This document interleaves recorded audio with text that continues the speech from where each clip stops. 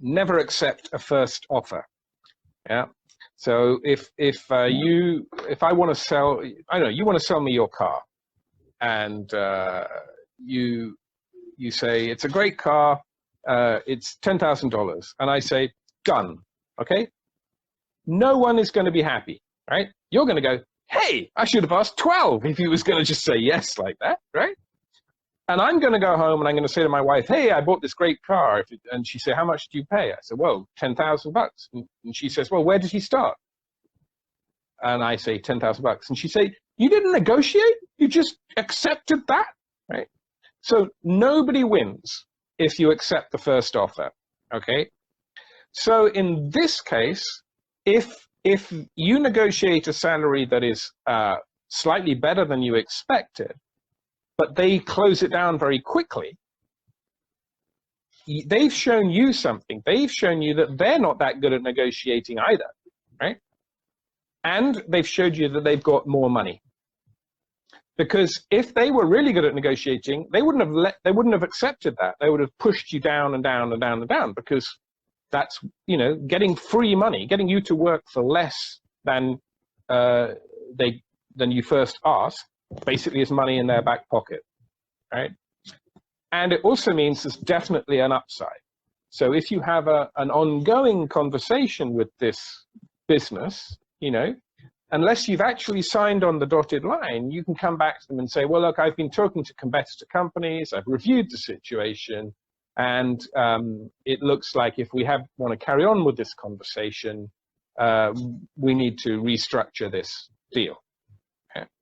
Now, whether you restructure that in terms of hard cash or in terms of medical insurance or longer holidays or all the other variables, right? So I don't know what it's like in Vietnam, but back in the day in Europe, people used to get transport from their companies. The company would pay for their car, or they would have medical insurance, or they would have school fees for their children, or all these other variables that you might look at in terms of a remuneration package. Yeah.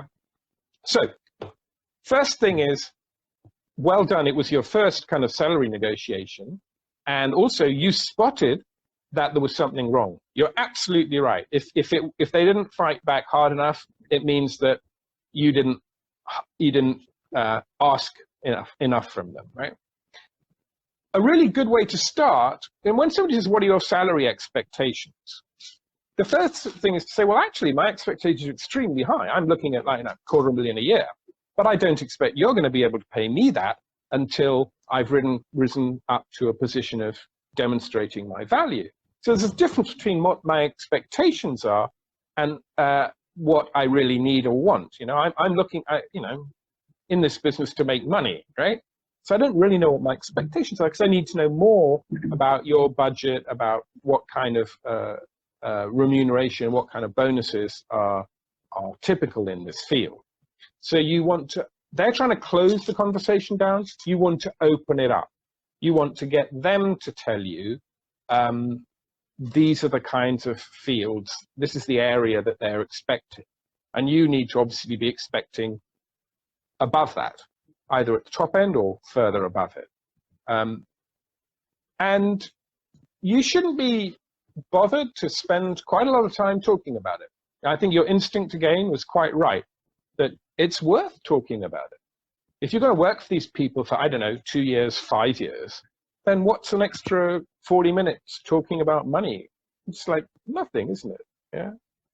And the time you spend negotiating is actually time that you are investing in getting better paid.